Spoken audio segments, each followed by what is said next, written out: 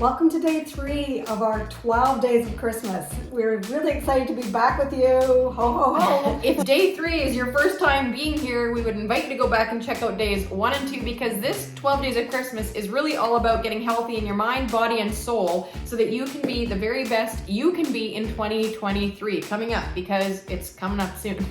So today we want to talk all about gratitude, and we want to talk about this from 2 different perspectives. Before we dive in, I'm also going to ask that you subscribe to this YouTube channel, give us a thumbs up, give us a comment. We want to talk about it from gratitude, like being thankful, and we want to talk about it from the perspective of giving and receiving. Okay, so there's kind of 2 different aspects of this topic today, but let's start with gratitude as in like giving thanks. The Bible calls us to give thanks in all circumstances. But do we? And that means whether we're having a bad day, whether we're having a good day, whether we're having a sad day, whether we're having a lonely day, it's in all circumstances. So why is it so hard sometimes to be thankful? We're called to do it, to be thankful. And so one of the things that you can do and we can do to put this, I'm going to say, skill into practice is to actually start to journal. You might think, oh, journaling, everyone talks about journaling, and I'm done with that. I don't want to journal. But have you ever tried it? With intention. That's right. Right? To just get out a notebook and a journal and a piece of paper and have no purpose in what you're journaling, that feels chaotic and overwhelming, right? But if you have a specific thing that you're going to journal, like maybe you're going to journal 5 things that you're grateful for every day, well, then you know what you're sitting down to do, and you know that it's going to take you like, what, 5 minutes? So sometimes it's going to take you longer because you can check back and read what your 5 things are, and maybe for the first couple of days you're going to say the same thing because you don't know what to say, but with intention you're going to dig deeper. You're going to find things that are, maybe strange for you to write down at first. But after you do this for a while and you do it day after day consecutively, you are going to realize that you're beginning to see things that you should be thankful for that before you just took for granted. Because it's an act of intentionality. We've said that a few times, but gratitude is something that we have to really work at, right? It isn't something that comes naturally to most of us. And so the more that you practice it, the easier it becomes. And then the more able you are to find more and more and more and more and more things to be thankful for. Because if you've never done this before, if you've never actually sat down and thought, what am I thankful for today? Then you're gonna come up with some pretty rudimentary things to start with, right? You're gonna be thankful for the food that you had to eat, and you're gonna be thankful for your warm house. Yeah, the warm house, or the sunshine, or you're gonna be thankful that you have food in your fridge. Which are great things. Yes, that's right. They're great things, but you're going to learn to dig deeper. And I'm gonna say that it's gonna change your life because it really, truly will. So if you try that one specific intentional act, your 2023 is going to be a whole lot better than it was previously. In fact, I want to say, like we're talking about, the more that you do things like journaling, if you think about Maslow's hierarchy of needs, it's like that's kind of how your gratitude journal would become, right? Like when you first start, all you can think to be grateful for, maybe if you've never done it before, is like the very base level needs that you have as a human being, which are like food and shelter. That's right? And then as you continue to practice gratitude and being thankful, you're going to start moving up that triangle and finding more and more things as the layers of that Maslow's hierarchy of needs triangle goes up. We'll put a picture of it here on the screen for you so you know. But where, as you get better and better at it, you're going to start finding things to be grateful for that are like way up at the top in the self-actualization portion of the triangle, which is like the things that we find fulfillment in, being thankful for, like the gifts that God has given you and the skills and your ability to go out and serve other people. And, it changes you. You're going to be thankful for opportunities that come your way each and every day.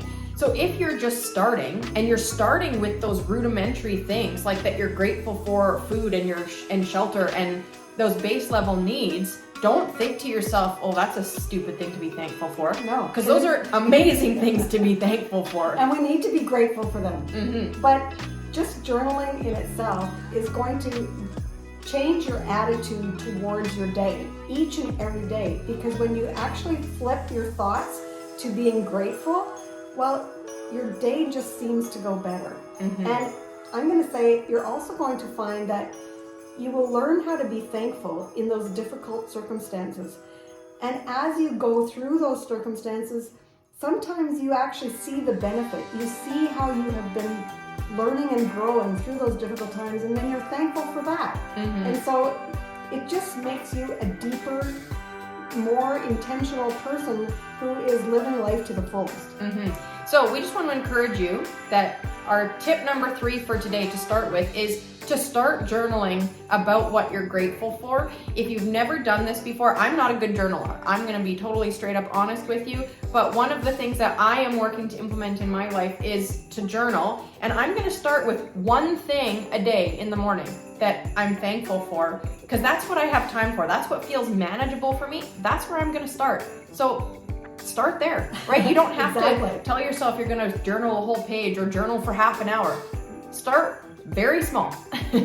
And pretty soon you're going to find that you want to journal a little bit longer. Mm-hmm. So that's a really good tip for 2023 to be the best you can be. But let's go into our next point, which is all about giving and receiving.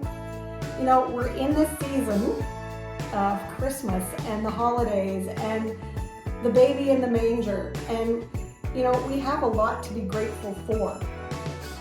The time is all about giving.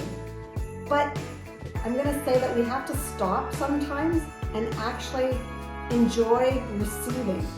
So many of us find it very difficult to receive. We find it easy to give, but like, when's the last time someone paid you a compliment and you kind of slapped it off like, oh, it's nothing. Or, oh, that's just a cheap shirt from Walmart, but thanks. Yeah, because we do that very often. We're creatures of habit. So unless we're intentional about giving and receiving, we do the same thing over and over. So if you get a compliment, you're just sloughing it off day after day, and it's like, no, you have to stop and actually receive that gift.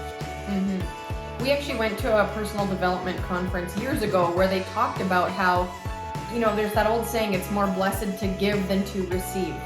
And there's so much truth to that, because giving really does something to us, but there's some not so true parts about that statement as well, because in order for there to be somebody on the giving end of something, there also has to be somebody receiving. Mm-hmm. And so both positions are good. It's not bad to be on the receiving end of a gift or a compliment or anything, really. Yeah, and you also have to allow the other person to experience the gift of giving while you receive. Yeah, because if nobody's ever willing to receive a gift or a compliment or whatever it is, then how can there be givers? Because if there's nobody to receive it, then it doesn't work, right? We live in a world of duality where there has to be like an opposite response to what's happening, right? If somebody's giving, there has to be somebody receiving. That's right. So during this Christmas season, we really ask, not just now, but carry it forward into 2023, but think about this as it goes along with gratitude, because we're being grateful that we have the ability to give and to receive. We can do both. Mm-hmm. And you can give and receive in so many different ways, right? You can give physical gifts. You can give compliments. You can give by, providing a meal for somebody. You can give of your time. Exactly. You can give your love. You can give a lot of different aspects of your life. And you can receive all those things too. And especially, I think, as women, we find the receiving part very difficult. We have a hard time asking for help, and we have a hard time receiving help, or anything else for that matter, because we want to try and do it all ourselves. We think that we need to be these super women that don't ever need help, or we don't ever need this or that or the other thing, but we do. We do need help. We do need encouragement and compliments. Yes. And we do need to have gifts given to us as well. If it's a smile, it's a gift. If it's a compliment, it's a gift. It doesn't have to be stuff.